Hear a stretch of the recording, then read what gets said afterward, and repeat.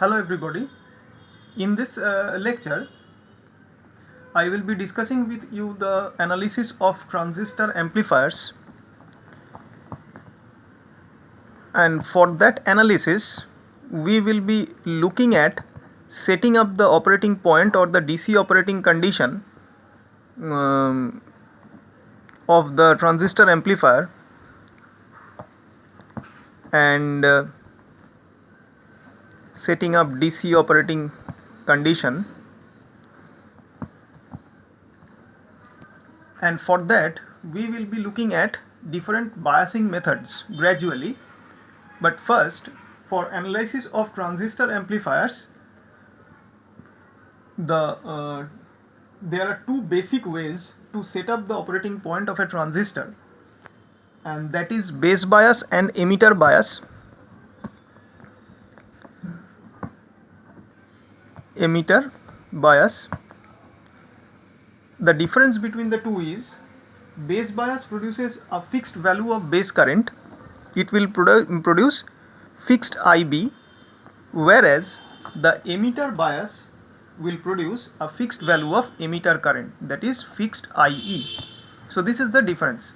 So these are the basic ways to set up the DC operating condition or the operating point so that the transistor will work well for its own purpose. But in terms of application, there will be a difference between these two type of basic ways of biasing. The base bias is most useful for switching circuits. That means transistors will primarily work as switching circuits under base bias, and whereas the emitter bias will be predominantly used for amplifying circuits. This is for amplifying circuits.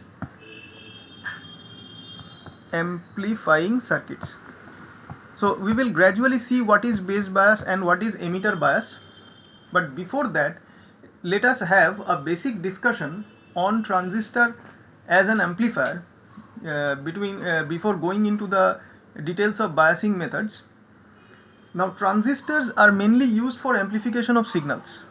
I have already told you on many occasions in the previous lectures.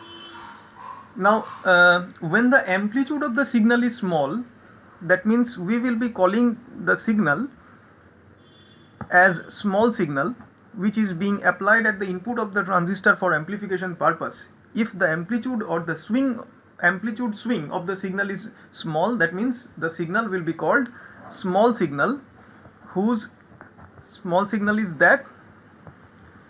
amplitude swing is smaller.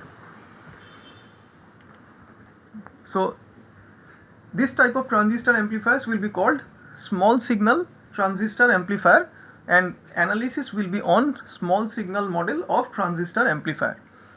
So we will be analyzing small signal transistor amplifier.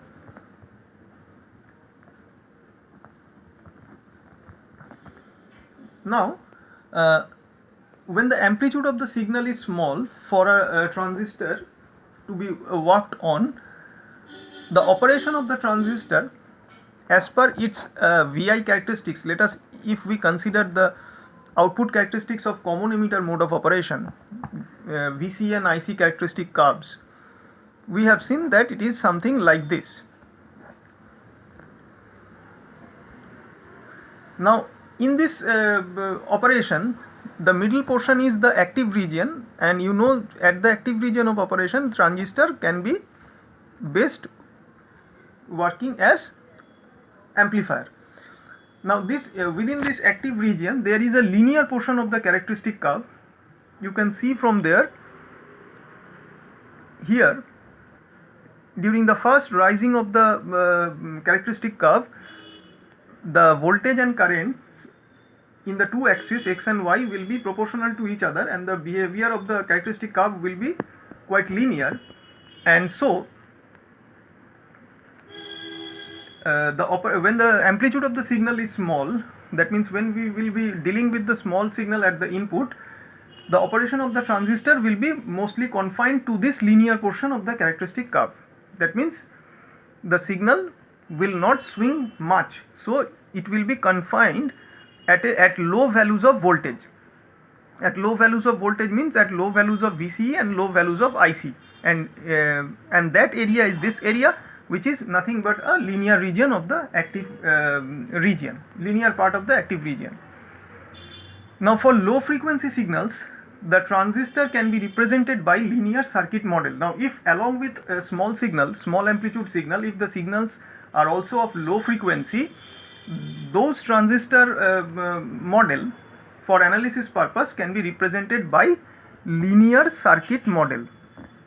Linear circuit model for low frequency signal, low frequency small signal. So this is the method of analysis, mathematical method of analysis of those of the operation of those transistors. And simple analytical methods can be used to determine the various performance characteristics of the amplifier by while expressing through or representing through this linear circuit model. Now when the amplitude of the signal is large, that means when we will be analyzing large signal cases, that means large signal transistor amplifier, that means the amplitude swing of the input signal of the transistor amplifier, amplitude swing is large, not at all small. The operation of the transistor in the active region will not be confined in this linear part. This is linear part because of small signal only, but for large signal it will not be confined here, but will be extended beyond this linear portion. That means it will go further towards outside this linear portion. That means in that case the VCE and the IC values will be proportionally large for to accommodate the large input signal on this characteristic curve for analysis purpose. So in that case, the equivalent linear circuit model which had been represented for small signal analysis will not be sufficient. So in that case, the analytical method by the from the linear circuit model representation will not be successfully carried on for analysis purpose. So in such cases, for large signal operation, the operation of the transistor amplifier is obtained graphically. So in that case, graphical methods are adopted for analysis purpose because the linear circuit model will not be sufficient. So graphical methods are applied for large signal transistor amplifier, and the graphical method is a general one, and that can be used also for small signal as well as large amplitude signals. Now we will be seeing that this graphical method will be a very generalized, much generalized than the linear circuit model analytical method, and as because of that generalization, the graphical methods can both be applied for large signal as well as small signals. So it is both applicable for small and large amplitude signals. So this is a more generalized version. So it will be better for you if you learn the graphical method well than the analytical method for transistor to understand the operation of transistor amplifiers. Now, however, there is a limitation of this graphical method also. For very small amplitude signals, the graphical technique would result very poor accuracy. So there is one limitation of this method. It will not be very much well suited for very small amplitude signals because it will result poor accuracy. The results will not be that much more accurate. So we will not adopt this method for analyzing with very small amplitude signals at the input of the transistor amplifiers. Now let us see a general discussion on graphical method of analysis using a common emitter mode of operation of transistor amplifier. For that, let us first see how the diagram will look like. the different parameters, that means the voltages and currents will be used here, is to be denoted by the same convention, capital letters for DC and small letters for AC. Generally, the DC value is alternately called quiescent value, Quiescent, quiescent value or Q value. And from this term quiescent, the term Q has been set. So this Q value or Q point rather has come from this word, from this term quiescent. So quiescent point or Q point is the fixed DC operating condition of a transistor amplifier. This is fixed operating condition, that is called quiescent point or Q point. So that means before applying any AC for amplification purpose to the transistor amplifier, any alternating signal, first we need to fix up the DC operating condition. That means we need to fix up the Q point or quiescent point with the already having different resistances and the DC voltage sources applied with for biasing purpose with the transistor amplifier. That means with the help of different DC sources and some resistances will be used for fixing up initially the DC operating condition or Q point or quiescent point of a transistor amplifier. And after that, once it is set, after that we can apply any alternating signal at the input of the amplifier for amplification purpose. So now let us see the basic common emitter mode transistor amplifier circuit. So this is the common emitter mode transistor amplifier basic circuit. This is a PNP BJT collector base emitter. Between base and emitter VBB has been applied, and between collector and emitter VCC has been applied. RL is the load resistance, Vs is an alternating source applied at the input with its internal resistance as Rs. Now between base emitter is grounded, so this is common emitter mode of operation, CE mode. Between base and emitter the VB is measured, and between collector and emitter VCE is measured. So this is the basic simplified form of common emitter mode operational condition of transistor amplifier. Now you can see that the batteries or the DC source VBB is connected in series with the alternating signal which is being connected for amplification purpose between the emitter and the base terminals. And when the signal with its output resistance, that means this signal source with its output resistance means its internal resistance, that means this part, when this part is absent in this circuit, it should be reduced to the form. So this one. So this is the circuit when the applied alternating source at the input for amplification along with its internal resistance is absent. So this circuit will be modified to this one in that case. Now here in this case, in this second circuit, in the absence of the source, the collector current IC depends on the supply voltage VCC at the output loop, and load resistance RL, and the collector to emitter voltage drop, that is VCE. Very simply, if we apply a KVL in the output loop or the right loop. So now from this circuit, so then we can write from output loop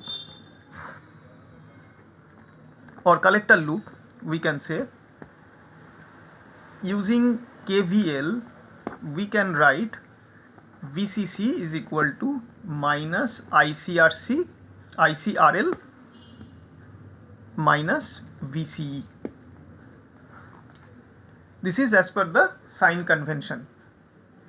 So, and since we have considered this as a PNP transistor, or we can say IC is equal to minus VCC by RL minus VCE by RL. So this is the first equation from this circuit, but this equation, what we have found, the value of IC, that means the collector current, is not sufficient to give the solution for IC, because it is having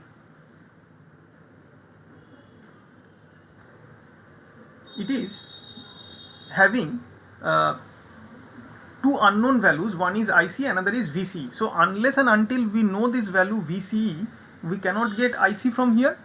So we need another relation between IC and VC to be written, so that the set of values for the pair of value of IC and VC should be obtained.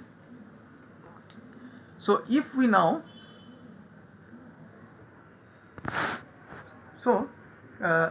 now let us refer to this diagram. Here what is being done, the equation IC equal to minus VCC by RL minus VCE by RL, this equation has been plotted actually. So this is, you are familiar with this characteristic curve. It is the output characteristics of common emitter mode of transistor amplifier. So here you can see that the equation 7.1, this equation IC equal to minus VCC by RL minus VCE by RL, this equation is nothing but representing a straight line with reference to the axis VCE and IC, and it has a slope, you can see, minus 1 by RL. It has a slope minus 1 by RL. So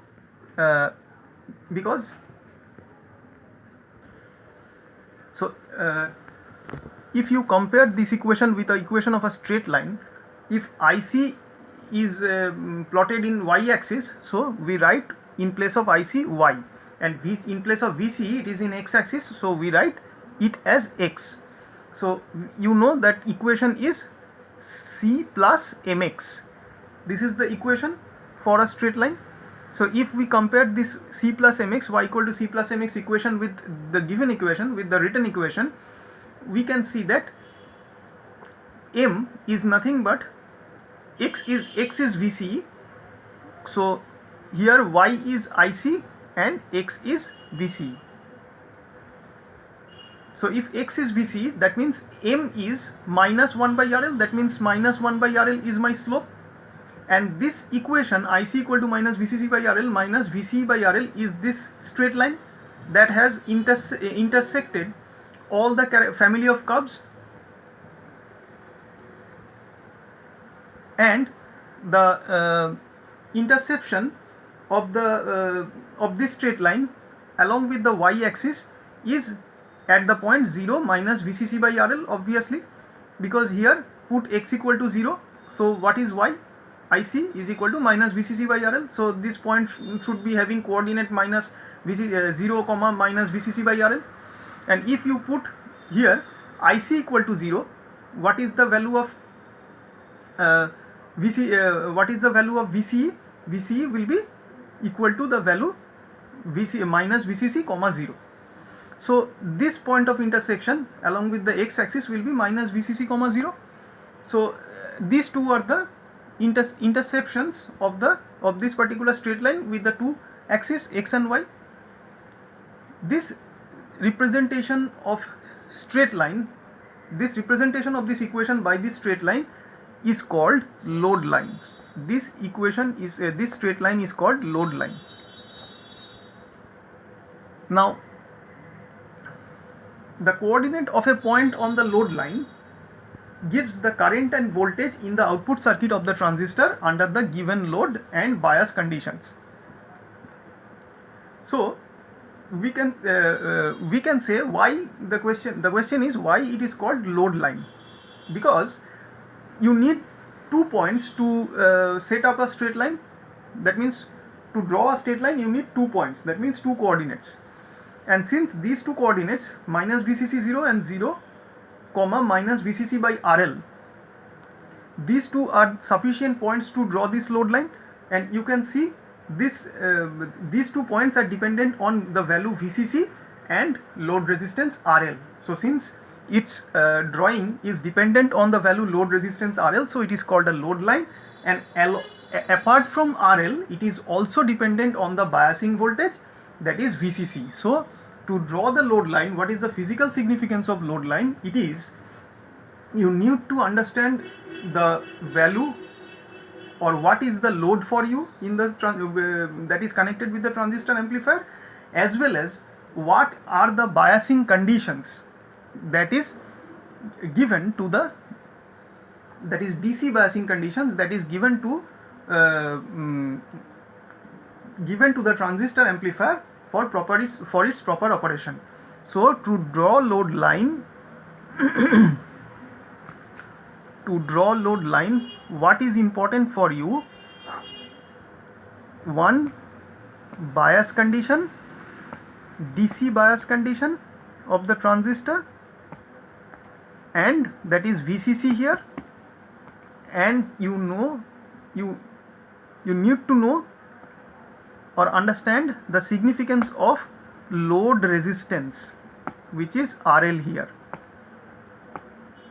So these two are important for drawing the load line, and once these two are known to you, you are clear about these two things, you can easily draw this load line, and you can then easily analyze any transistor amplifier, and you can easily set up the basic operating condition for the transistor amplifier. Now let us see how that happens.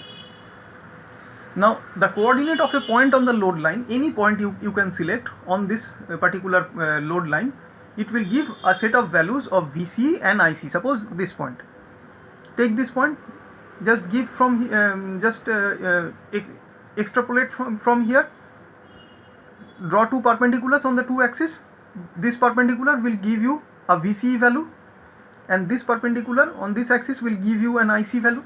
So each and every point, each and every coordinate on the load line will give you a set of VC and IC value.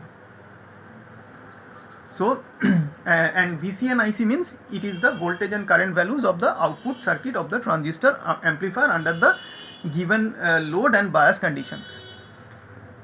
Now the load line has intersected all the family of curves at different points, and we have marked these points with Q1, Q2, Q3, Q4, Q5. So these points are called, all Q points are called operating points. So what is operating point? It is the point of intersection between the load line and the family of curves, or the output VI characteristics and the load line. It is the intersection of those two. So the operating point in the absence of any signal, because we have considered this circuit here where the input signal is still not present, and from there we have conceptualized and drawn the load line. So we can say that in the absence of any signal, the operating point is known as the quiescent point or Q point of the device. So what is quiescent point or Q point? QUIESCENT, quiescent point or Q point.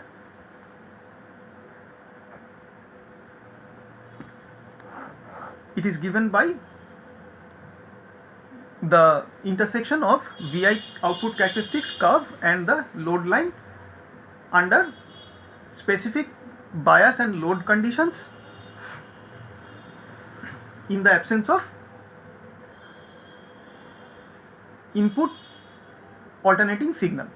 I repeat, the Q point or quiescent point is the point of intersection between the output VI characteristics of the transistor amplifier with the load line under specific or definite bias and load condition, and in the absence of any input alternating signal. The particular Q point at which the device will operate. Now out of all these 5 Q points for this problem, for this case, we can say the question is at which Q point the transistor will actually work, which is the actual Q point for its proper operation. So the particular Q point at which the device will operate, it will depend on the particular base current selected, because you can see the Q points will differ only in the values of input base current. Q1 is corresponds to IB1, Q2 corresponds to IB2, Q3 IB3, Q4 IB4, Q5 IB5. So what IB value or input base current value is selected, that is the indicator for your Q point, that means at which Q point the transistor will actually operate. The simplest method of finding the load line is to determine the coordinates of endpoints of the line. That means I have already told you the coordinates of the intersection of the load line at x-axis and at y-axis, and then only you can easily draw the load line. And these are the intersections of the lines with the horizontal axis, for which IC, you have to put IC equal to 0 so that you can get this intersection, and you have to put VC equal to 0 to get this intersection. So this is very simple. Now for low amplitude sinusoidally varying small signal voltages or currents applied at the input of the amplifier, the Q point is usually selected at about the center of the load line. So this is generally a basic thumb rule, that for small signal applications, Q point for transistor amplifier, the Q point is generally selected at the center of the load line. So for small signal applications, Q point is selected at the center of load line.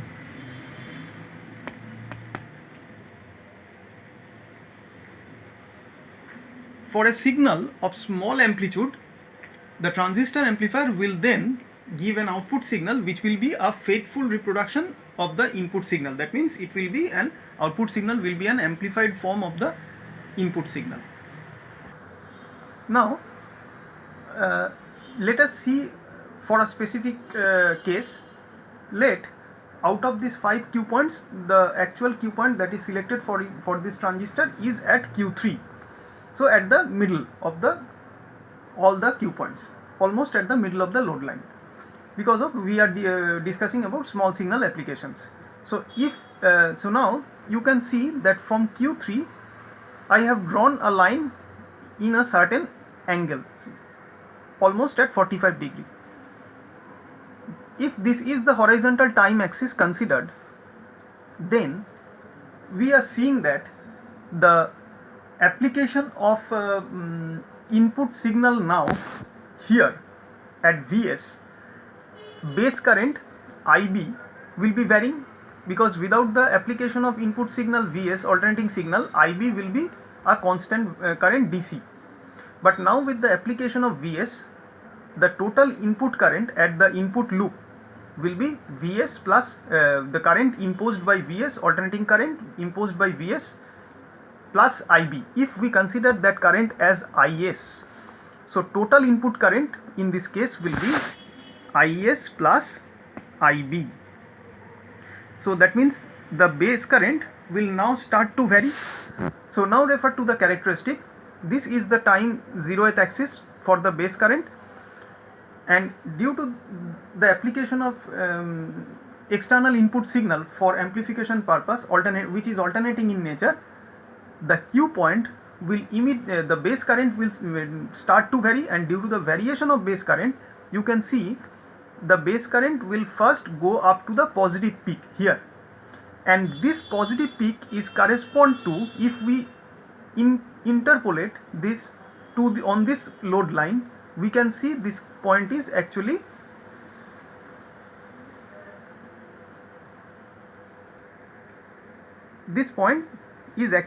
Q2 if we interpolate on this load line. So this is representing the Q point Q2. So that means we can say that when the base current or the input current is varying in positive direction and reaches at the positive peak, the Q point on the load line will move from the position Q3 up to the position Q2. Now, due to natural sinusoidal nature, the positive peak will come down, cross the 0th axis or time axis, and then go towards the negative peak. And once it reaches the negative peak, you can see the corresponding interpolation of the line from the negative peak, that is the tangent, which cuts the DC, that means the load line at the Q point Q4. So we can say then that when the base current or the overall input current of the circuit is reaching the negative peak, the Q3, the Q point has now moved from its previous position Q2 over to this crossing the position Q3, original position, and it will reach up to Q4. So that means starting from Q3, the Q point will first, along with its variation of IB, it first goes up to Q2, then return back after crossing Q3, return back to Q4 in the other direction. Now once again, when the negative peak completes and it goes up to the 0 axis or the time axis once again to catch up the positive cycle once again, we will see that Q4 will once again come back to its original position Q3. So the journey of Q point on the load line, it will always remain on the load line, the quiescent point, but its journey will be starting from Q3. First it will reach Q2, then it will come back to Q3 and cross Q3 to reach Q4, and then it will once again return back to its first position, that is Q3. That means we can say that along with the input current variation, which is the base current here in this circuit, the Q point on the load line will always vary to and fro, up and down, all along this load line from Q3 to Q2 and then Q4 to then get back to Q3. So the journey of load line, journey of Q point will be Q3 up to Q2, then back to Q4 via Q3, and then return back to Q3. So this is the journey for variation of input current IB, variation of IB. And why IB will vary from its DC value? Because we have applied Vs as the alternating source for amplification purpose to the input of the transistor amplifier. Now if we compare what will be the effect on the variation effect of this variation of IB on the output current IC, then we need to extrapolate these lines, that means this position of Q2 towards this position of Q3 towards this, means towards the left side, crossing the current axis or the y axis, Q2, Q3 and Q4. We need to draw 3 horizontal lines extrapolating from these 3 points Q2, Q3 and Q4, and between them we can draw another alternating sine wave signal. This signal will be the IC or output current waveform. This will represent Y, because it is crossing, it is intersecting the current axis, and at the current axis what we have plotted IC. So at the intersection, by the horizontal interpolation or of these 3 Q points Q2, Q3 and Q4, by the horizontal interpolation or horizontal line drawing, it will cut at 3 intersection points on the current axis, which is represented by IC. So that means any waveform that is being generated between these 3 horizontal lines will be the output current waveform represented by IC. So we can say, due to the variation of IB, this will be the variation of IC, and you know IB is the input current, IC is the output current. That means we can conclude that for a variation of input current there will be a variation of output current. So we can say this transistor is working as a current amplifier, and it will produce some gain which will be multiplied to this input current IB, so that we will get an amplified form of current at its output represented by IC. So IC will be the amplified form of IB, and that amplification will be determined from the value of beta given by this transistor amplifier. And since it is working in common emitter mode, you know at common emitter mode the gain of the transistor amplifier is specified by beta, and beta is nothing but IC by IB. So if IB is the input and you are having beta specified for common emitter mode amplifier, so you can easily get IC, which is the amplified form of IB. So from here we can say that the common emitter mode this transistor in common emitter mode is working as a amplifier, is working as a current amplifier. It is amplifying current. So this is all about this analysis we can have from the study of this load line concept, and this load line is specifically called DC load line. Load line can also be another type AC, but this particular load line is called DC load line. So this is the DC load line analysis, which is helping us to get understand the amplification, the current amplification by the common emitter mode transistor amplifier.